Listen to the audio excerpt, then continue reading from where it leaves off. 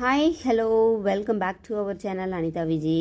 நமக்கு பார்த்திங்கன்னா டீ குடிக்கிற பழக்கம் இருக்குது. டீ காஃபி அதெல்லாம் பார்த்திங்கன்னா அதிகமாக குடிக்கக்கூடாது. அதனால் நிறைய சைடு எஃபெக்ட்ஸ் வரும். அதனால் நமக்கு நிறைய ஹெல்த் ரிலேட்டடான இஷ்யூஸ் வந்து ஹெவியாக இருக்கும். அந்த மாதிரிலாம் வந்து நிறைய பேர் வந்து சொல்லிட்டு தான் இருக்காங்க.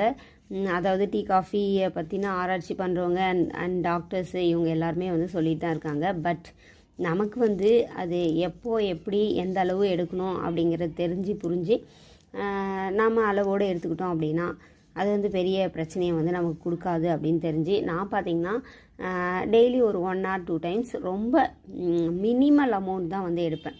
சின்ன ஒரு கப்பில் தான் வந்து நான் எடுத்துப்பேன்.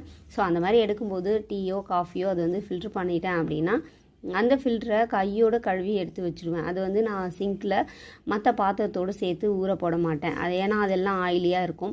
அது மட்டும் இல்லாமல் நம்ம பால் காய வைக்கிறோம் இல்லையா, அதிலே வந்து ஃபில்ட்ரு பண்ணிவிட்டு போடுவாங்க இல்லையா, அந்த மாதிரியும் வந்து நான் போட்டு வைக்க மாட்டேன். கையோடு வந்து கழுவி வச்சுருவேன். அப்படி இருக்கும்போதே அது பார்த்திங்கன்னா நம்ம ரெகுலராக அந்த மாதிரி யூஸ் பண்ணிகிட்டே இருக்கும்போது அந்த கரை வந்து படிஞ்சிட்டு தான் இருக்கும். என்ன தான் நம்ம அந்த சூட்டோடு எடுத்து கழுவி க்ளீனாக வச்சாலுமே கூட அந்த கரை வந்து படிஞ்சிக்கிட்டே இருக்கும். 2 நாளைக்கு ஒரு தடவை விம் லிக்யூட் வச்சு வாஷ் பண்ணி வச்சுருவேன்.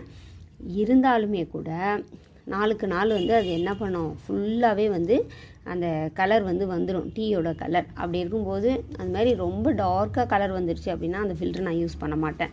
அதை அப்படியே த்ரோ பண்ணிவிட்டு வேறு ஃபில்டர் தான் வந்து யூஸ் பண்ணுவேன்.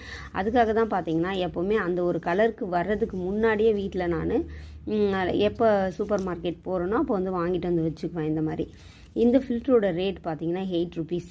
இதே ஃபில்டர் தான், இதே குவாலிட்டியில் இருக்கக்கூடிய ஃபில்டரு வேறு டிசைனில் இருக்கும். ஆனால் பார்த்திங்கன்னா ஒவ்வொரு இடத்துல ஒவ்வொரு மாதிரி ரேட்டுங்க. ஒரு இடத்துல 15 ரூபா சொல்கிறாங்க, ஒரு இடத்துல 10 ரூபா சொல்கிறாங்க, ஒரு இடத்துல 12 ரூபா சொல்கிறாங்க. ஆனால் இந்த ஃபில்டர் பார்த்திங்கன்னா 8 rupees. இது வந்து 8 rupeesக்கு ஒர்த்தாக என்னன்றதை வந்து கமெண்டில் சொல்லுங்கள். என்ன கேட்டிங்கன்னா இது நல்ல ஒர்த்தபிள் தான் அப்படின்னு சொல்லுவேன். ஏன்னா ரெகுலராக நாங்கள் வாங்கக்கூடிய ஒரு சூப்பர் மார்க்கெட், அங்கே எல்லா திங்ஸுமே வந்து ரொம்பவே சூப்பராகவும் அண்ட் விலையும் பார்த்திங்கன்னா நமக்கு ஏற்ற மாதிரி இருக்குங்க. ஓகே, தேங்க்யூ, பாய்.